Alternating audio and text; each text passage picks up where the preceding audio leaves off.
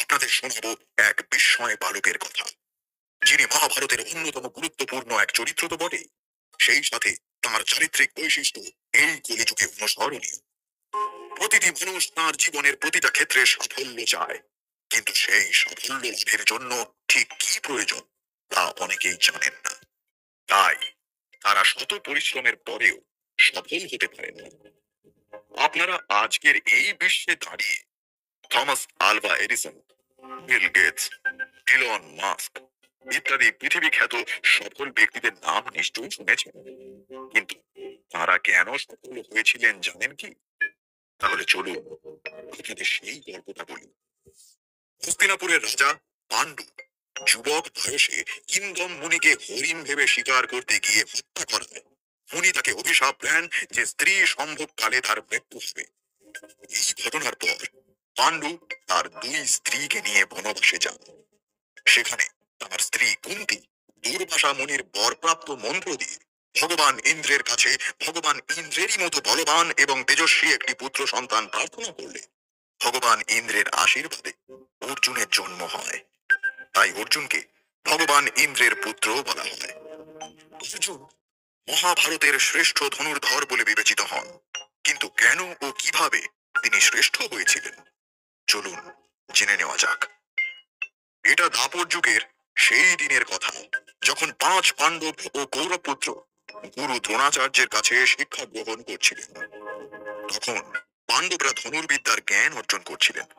একদিন গুরু দ্রোণাচার্য তাঁর পরীক্ষা নেওয়ার কথা ভাবলেন। পরীক্ষার জন্য গুরুদেব পঞ্চ পাণ্ডব অর্থাৎ যুধিষ্ঠির, ভীম, অর্জুন, নকুল এবং সহদেব এবং কৌরবদের বনে ডেকে একটি গাছের সামনে দাঁড় করিয়ে বললেন, শিষ্যগণ, আজ সবার পরীক্ষার দিন।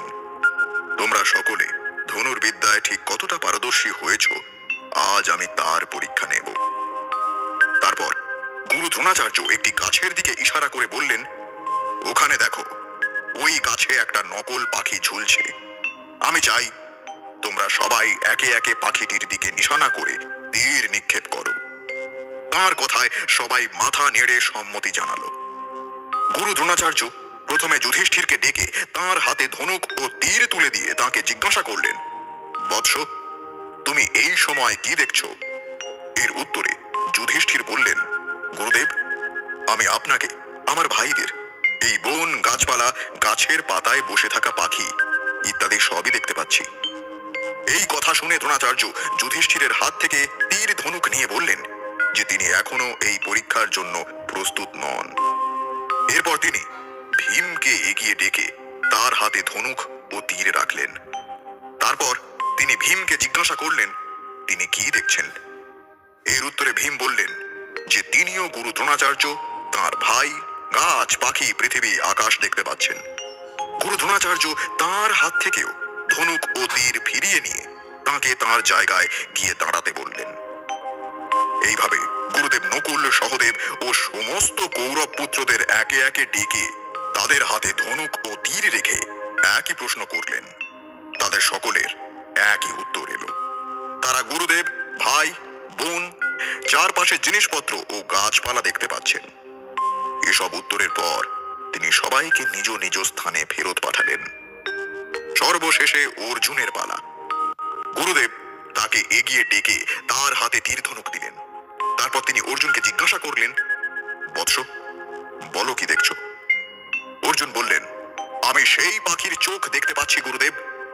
গুরুদেব জিজ্ঞাসা করলেন, আর কি দেখছো অর্জুন? অর্জুন বললেন, পাখির চোখ ছাড়া আমি আর কিছুই দেখতে পাচ্ছি না। অর্জুন পাখির চোখ ছাড়া আর কিছুই দেখছেন না শুনে গুরুদেব দ্রোণাচার্য হেসে বললেন, তুমি এই পরীক্ষার জন্য প্রস্তুত? লক্ষ্যে আঘাত করো বৎস। গুরুর নির্দেশ পেয়ে অর্জুন পাখির চোখে তীর নিক্ষেপ করেন এবং তীরটি সোজা তার লক্ষ্যে চলে যায়। অর্জুনের এই গল্প ও পাখির চোখের গল্প শেখায় যে সাফল্য পেতে হলে মানুষকে কেবলমাত্র নিজেদের লক্ষ্যে মনোযোগ দেওয়া উচিত। আজকের দিনে মানুষ কিছুটা হলেও দিকভ্রান্ত, বা বলা ভালো লক্ষ্যহীন। চারপাশে তাকালে আপনারা কি দেখেন? দৈনন্দিনতার আবহে আটকে মানুষ কি তার আশৈশব স্বপ্নগুলো পূরণ করতে পারছে? স্বপ্ন পূরণের পথে ধীর কিন্তু নিশ্চিত পদক্ষেপে চলার মতো জ্বালানি কি সে নিজের ভিতর থেকে বের করে আনতে পারছে? অমৃতস্য পুত্র না হয়ে দশচক্রে ভগবান ভূত হয়ে যাচ্ছে না? তার চেয়েও বড় কথা, অ্যাটেনশন ইকোনমির চাপে পড়ে আজকের ব্যস্তবাগী মানুষ কি এসব নিয়ে ভাবার আদৌ সময় পাচ্ছে?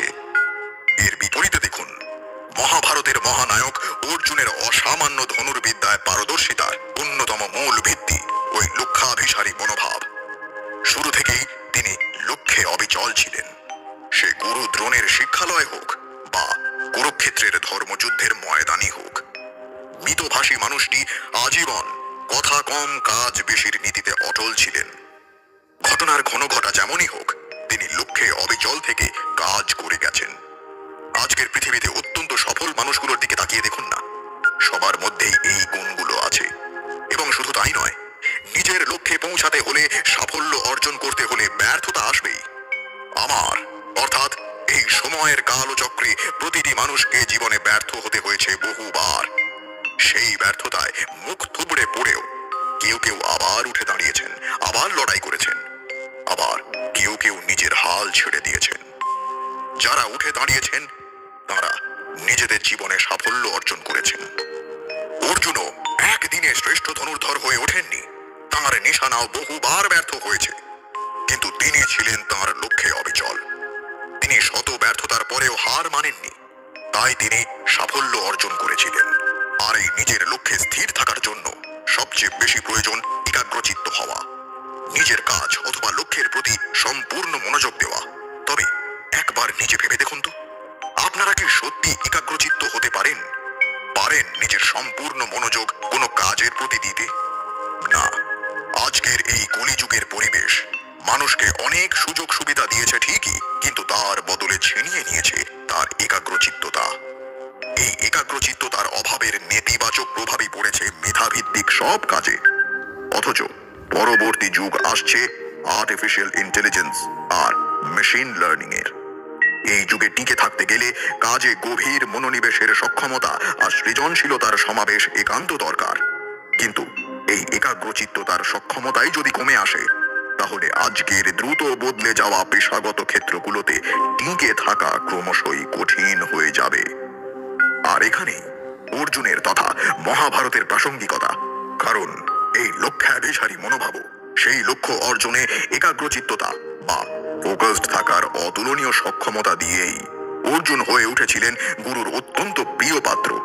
তাঁর দক্ষতায় ম্লান হয়েছিল আর্যাবর্তের অন্যান্য বীরদের যশ। আর আজকের মেধাভিত্তিক কাজে সাফল্য আনতে গেলেও এই গুণ দুটির একান্তই প্রয়োজন। বলা ভালো, দিনে দিনে এর প্রয়োজনীয়তা আর প্রাসঙ্গিকতা বাড়বে বই কমবে না। তাই অর্জুনের বর্ণীয় চরিত্র বিশ্লেষণ আজও স্মরণীয়।